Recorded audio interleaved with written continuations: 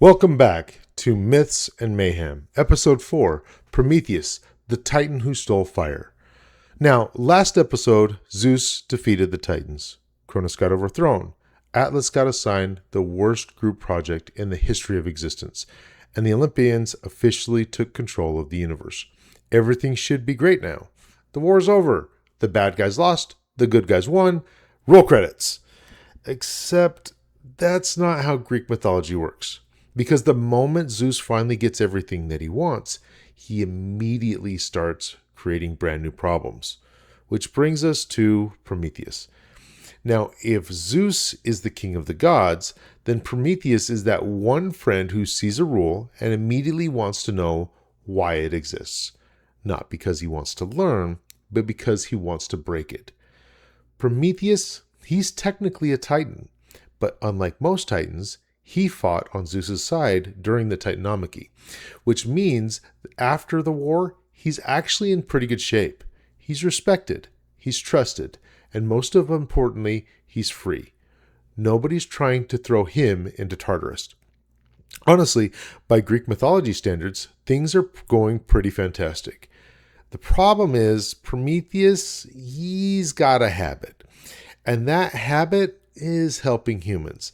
Now, this sounds nice, because it is nice, but Zeus, he absolutely hates it. Now, Zeus looks at humanity and sees a bunch of tiny creatures that constantly make bad decisions, which is, to be fair, not entirely wrong. Humans have existed for thousands of years, and we still lock our keys in the car constantly. But Prometheus, he looks at humanity differently. He sees potential. He sees intelligence. He sees creativity. Zeus, he sees future headaches. And honestly, they both kind of have a point. Now, one day, Prometheus decides humanity deserves a better deal. And he comes up with a plan. And when I say plan, what I really mean is prank. Because this is one of the greatest practical jokes in mythology. Prometheus takes a bull, like a cow, and separates it into two piles. One pile contains all of the good meat, the delicious, scrumptious meat of that cow. And then he puts the worst looking parts of the cow on top of it. The guts, the innards. It looks disgusting. And then on the second pile, he puts just the bones. And then on top of it, he makes it look super fancy. He puts all the shiny fat. It looks delicious. It looks like food from a commercial. And then he walks up to Zeus and says, "Hey, yo, Zeus, pick one." And right here is where things go wrong. Because if somebody who is smarter than you presents you with two mystery options and tells you to choose, you're probably about to become part of a lesson. And Zeus falls for it immediately. He looks at the two piles, and this guy has zero impulse control whatsoever. He sees the shiny pile and immediately picks it. No investigation, no questions, no hesitation. The king of the god sees a mythological version of clickbait and falls for it instantly. He then discovers it's mostly bones. He's furious, absolutely livid. Have you ever been excited about getting pizza and then realized that somebody ate the last slice? Now multiply that feeling by unlimited cosmic power, and that's Zeus right about now. Now, honestly, this whole story could have been avoided if Zeus had followed one simple rule. If something looks too good to be true, then it probably is.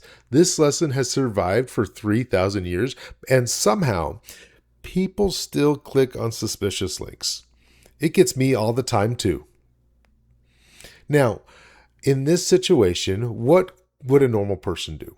Laugh it off, admit they got tricked, move on? Not Zeus. Zeus, he chooses none of these options. Instead, he decides, humanity, you guys lose fire.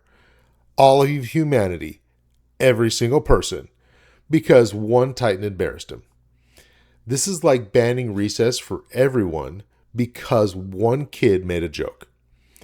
Now, Prometheus, he sees this and immediately chooses violence. Not actual violence, but like breaking the rules violence, which in Greek mythology is often worse. Prometheus sees Zeus take away fire and immediately says, no, not maybe, not let's discuss this, just flat out no. This man just looked at the king of the gods and mentally hit the unsubscribe button. Now, Prometheus, what he does is he sneaks into Olympus. He steals divine fire and then hides it inside a giant fennel stalk and then brings it back to humanity. Now let's pause for a second because this is amazing. Prometheus stole fire from Zeus. That's not borrowing. That's not sharing. It's theft. The title of the episode was not exaggerating.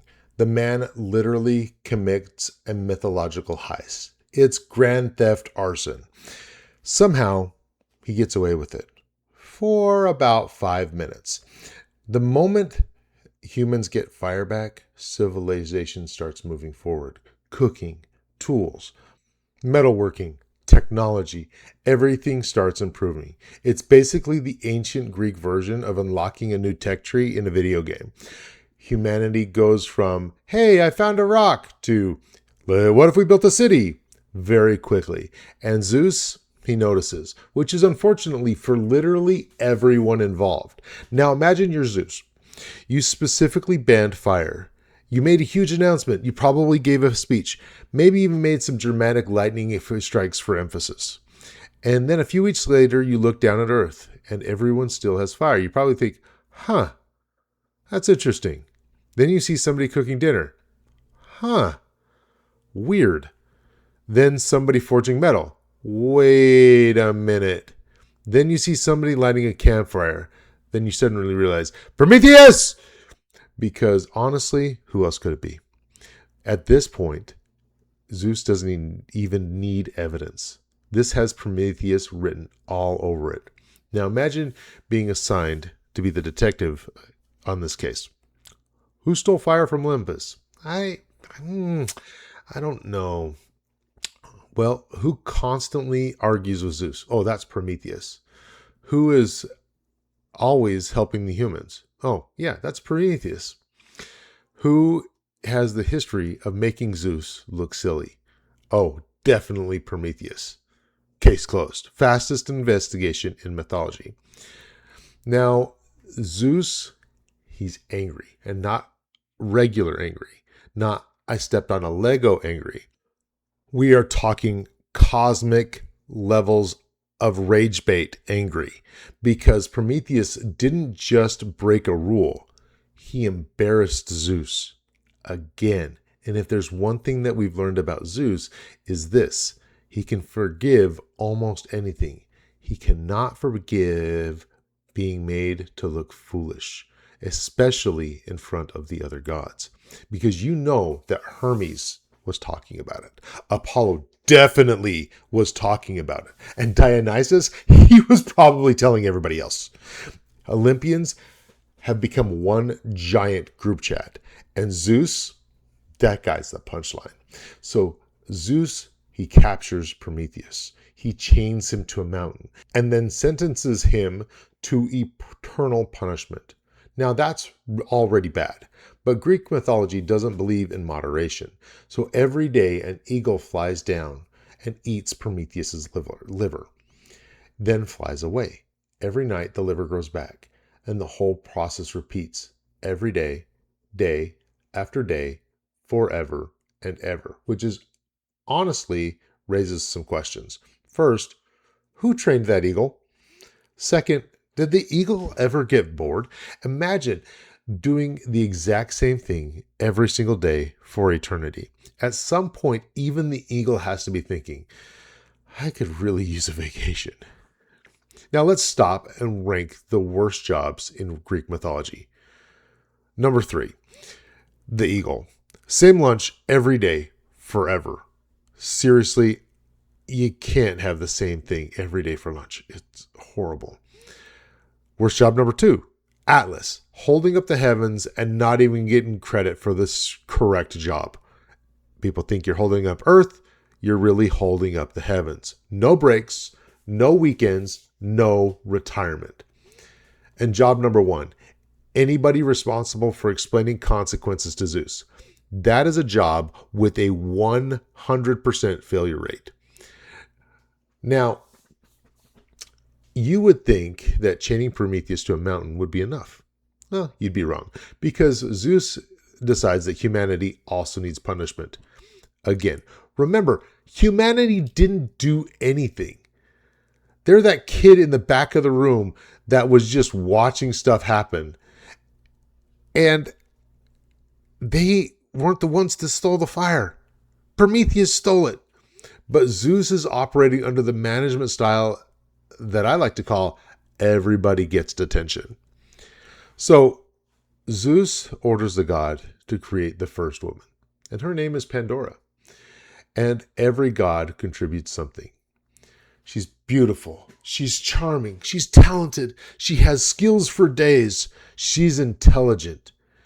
And then, because this is Greek mythology, somebody gives her curiosity, which immediately becomes the most dangerous gift. Because curiosity, although it's wonderful, it is until somebody says, whatever you do, don't touch that. And immediately, curiosity becomes unstoppable. Now, Zeus, he gives Pandora a container. Traditionally, it's called Pandora's box. Technically, it's more like a jar, but Pandora's jar sounds less dramatic. So the rebranding kind of stuck. The important part is that Pandora is told not to open it. That's the instruction. That's the entire instruction. And immediately, I need everyone listening to be honest. How many of you would open it? Exactly. The answer is most people. The Greeks understood human nature remarkably well. You tell somebody not to do something, and suddenly that's all that they want to do. Now, let's be honest. If your teacher walked into class carrying a locked box and said, whatever happens, don't open this, a few things are going to immediately happen. One, student definitely is going to be trying to open it. A second student is going to ask what's inside every 30 seconds for the rest of the day. Somebody is eventually going to shake it, and humanity, we haven't changed that much. Eventually, curiosity wins. Pandora opens the container, and immediately everything goes wrong. Out flies disease, pain, suffering, misfortune, hardship, basically every bad thing humanity experiences. Imagining opening a container and accidentally releasing all of the world's problems. That's going to be a rough day. Can we appreciate how awful this realization must have been? Because we've all had bad moments like this. Maybe not accidentally releasing misery into the universe kind of moments, but moments where you instantly knew you made a mistake. You hit send on the wrong message. You answer a question incorrectly with confidence. You wave back to somebody who wasn't waving at you. Pandora is experiencing that feeling times 1 billion. Now, after all the bad things escape, Pandora looks inside and one thing remains: hope. Now, this is one of the most debated parts of Greek mythology because nobody can agree exactly what it means. Was hope meant to comfort humanity? Was it another challenge? Was it a gift? The Greeks loved leaving questions unanswered. Personally, I think they understood something important. Life can be difficult, but people keep moving forward anyway. And here's a funny thing. After everything Zeus does, Prometheus, he still wins. Think about it. Humanity keeps fire. Civilization keeps growing. People continue advancing. Thousands of years later, we tell stories about Prometheus. The gift survives. The punishment doesn't stop progress. And that's kind of the entire point. Prometheus isn't remembered because he was the most powerful. He's remembered because he cared. He saw people struggling, and he helped them. Even when it cost him everything. Now, was stealing from Zeus a great survival strategy? Probably not. It's a terrible plan. Historically, unsuccessful. I would not recommend it. But it worked for humanity. And that's why people still remember him. You know what's really funny? Zeus wins every argument. He gets revenge. Zeus chains Prometheus to a mountain. He sends an eagle. He punishes humanity. And yet, thousands of years later, people still look back at Prometheus and think, that guy, he's awesome. And that's got to bother Zeus a lot. Now, depending on the myth that you're reading, Prometheus doesn't stay chained forever. Eventually, a hero comes along, a hero we're going to talk about a little later in the series, named Heracles, better known as Hercules. And Hercules eventually frees Prometheus, because if anyone was going to solve a problem involving an immortal titan, an eagle, and a divine punishment, it was probably going to be Hercules. That man solved everything by showing up and applying excessive force. All right, so let's review. Prometheus tricks Zeus. He steals fire, gets chained to a mountain. An eagle develops the world's weirdest eating habits. Pandora opens a box, humanity gets civilization, and Zeus once again proves that unlimited power does not automatically create emotional maturity. Next time, we're going to be diving into the monsters of Greek mythology. Cerberus, Medusa, the Chimera, the Hydra, and several creatures that make the Hunkatanshires look surprisingly reasonable. Until then, remember, if somebody hands you a mysterious container and says, whatever you do, don't open it, ask 3 follow-up questions. See you next time. Remember, hit like and subscribe for more of this content.